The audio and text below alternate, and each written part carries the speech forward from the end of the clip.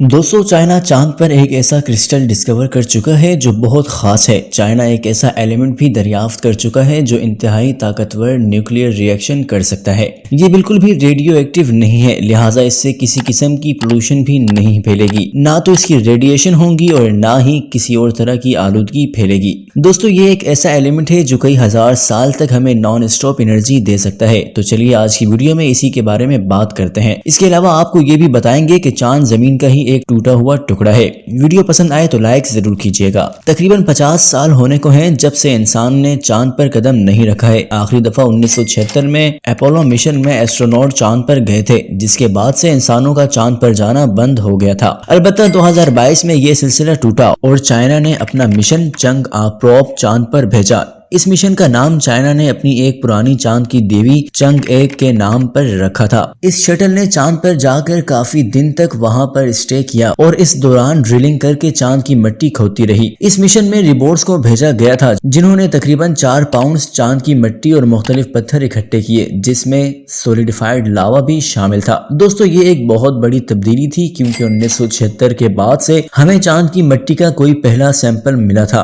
अब रिसर्चर्स इस काबिल थे कि चांद पर मौजूद मुख्तलिफ कंपाउंड्स को स्टडी कर सकें, क्योंकि चांद पर स्टडी के जरिए हमें अपनी जमीन को समझने में भी मदद मिलनी थी। वैसे भी हम इंसान बहुत अरसे से अभी तक ये पता नहीं लगा पाए कि चांद कैसे बना था। इसके बारे में बहुत सी थ्योरीज मौजूद हैं, अलबत्ता अभी तक कोई भी सही एविडेंस इंसान तलाश नहीं कर पाए थे। लेकिन नए मिशन और कुछ लेटेस्ट कंप्यूटर सिमुलेशन के जरिए साइंसदानों को दरअसल इस हकीकत का पता चला है। और हकीकत कुछ यूं है कि चांद जमीन का ही टूटा हुआ टुकड़ा है। साइंसदानों ने ये पता लगाया कि आज से कई बिलियन साल पहले एक छोटा प्लेनेट जिसका साइज मरीख से थोड़ा सा कम था, जमीन से आकर टकराया था। इसके टकराने की वजह से जमीन पर बहुत तबाही फैली और जमीन के टुकड़े टूटकर स्पेस में बिखर गए। दोस्तों बिखरने के बाद ये टुकड़े आपस में जुड़े और उनसे चांद बना। क्योंकि ये सब स्पेस में थे, लिहाजा उन्होंने जमीन के गिर्द एक ऑर्बिट में घूमना शुरू कर दिया। दोस्तों चांद का बनना जमीन के लिए जरूरी था। अगर ये खूबसूरत सैटेलाइट ना होता तो जमीन पर जिंदगी का कोई वजूद नहीं होता,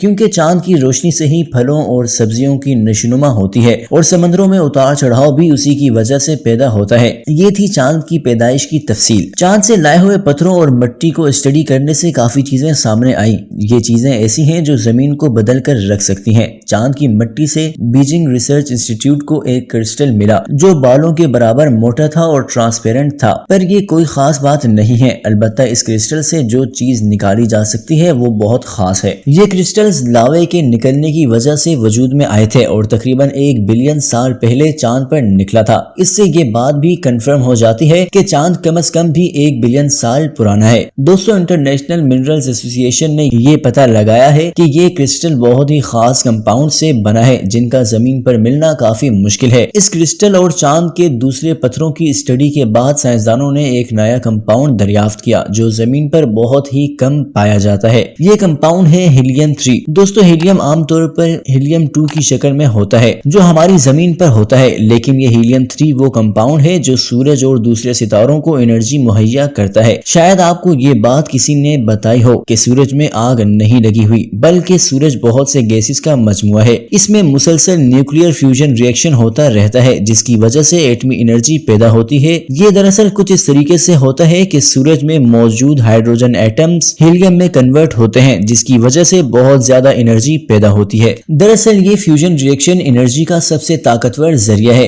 दोस्तों ये कुदरत का निजाम है कि हाइड्रोजन के एटम्स जो पॉजिटिव होने की वजह से एक दूसरे को दूर करते हैं, फ्यूजन रिएक्शन में नजदीक आ जाते हैं। अब चूंकि हाइड्रोजन में एक प्रोटॉन होता है, जिसकी वजह से उसका एटॉमिक नंबर 1 है। जब इसके साथ आकर दूसरा हाइड्रोजन एटम जुड़ता है तो हाइड्रोजन एटम के 2 प्रोटॉन हो जाते हैं। हीलियम का एटॉमिक नंबर 2 होता है, यानी इसमें 2 प्रोटॉन होते हैं। लिहाजा 2 प्रोटॉन लेने के बाद हाइड्रोजन एटम हीलियम में तब्दील हो जाता है। इस तरह से दोस्तों ये रिएक्शन होता है जिसमें इतनी एनर्जी निकलती है कि हम अंदाजा भी नहीं कर सकते। अब चांद पर मिलने वाला हीलियम 3 एलिमेंट एलिमेंट इतना पावरफुल फ्यूजन रिएक्शन बना सकता है कि सूरज भी कानों को हाथ लगाएगा। अगरचे अब तक सही तरीके से फ्यूजन रिएक्शन इंसान नहीं हासिल कर सका है, लेकिन अगर कर ले तो इससे निकलने वाली एनर्जी इतनी ज्यादा नहीं होगी जितनी हीलियम 3 के फ्यूजन रिएक्शन से बनती है। ये रिएक्शन ना तो आलूदगी पैदा करेगा और ना ही इससे किसी किस्म की रेडिएशंस निकलेंगी जो इंसानों के लिए शदीद नुकसानदेह साबित हों। लेकिन जमीन पर ये एलिमेंट ना होने के बराबर है।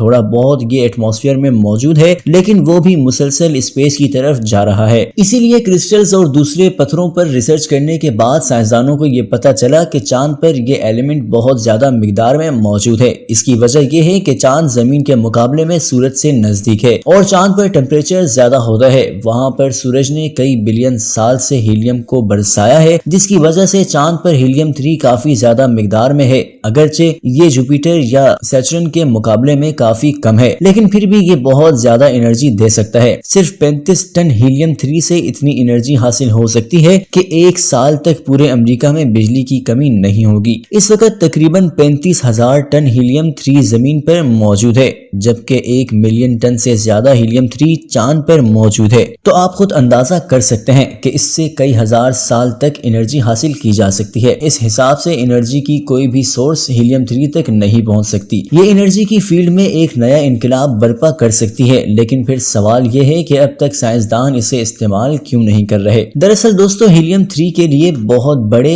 हाई प्रेशर और टेम्परेचर की जरूरत है और हम अभी तक ये टेम्परेचर अचीव नहीं कर सके हैं। इसके लिए हमें जरूरत होगी थर्मोन्यूक्लियर रिएक्टर की, जो अब तक इंसान नहीं बना सका है। और अगर ये बन भी जाए और टेम्परेचर भी अचीव हो जाए जिसकी हमें जरूरत है, तब भी इसके रिएक्शन को कैसे कंट्रोल करना है ये हम नहीं जानते। ये वजूहात हैं जिनकी बिना पर अब तक हीलियम 3 को एनर्जी के हुसूल के तौर पर इस्तेमाल नहीं किया जा सकता। अलबत्ता मुस्तकबिल में ऐसा बिल्कुल मुमकिन हो सकता है, जिसके लिए काफी सारे ममालिक इस रिसर्च में लगे हुए हैं। ये थी दोस्तों आज की वीडियो कैसी लगी कमेंट सेक्शन में जरूर बताइएगा। वीडियो को लाइक कीजिए, शेयर कीजिए और हमारे चैनल को भी सब्सक्राइब कीजिए।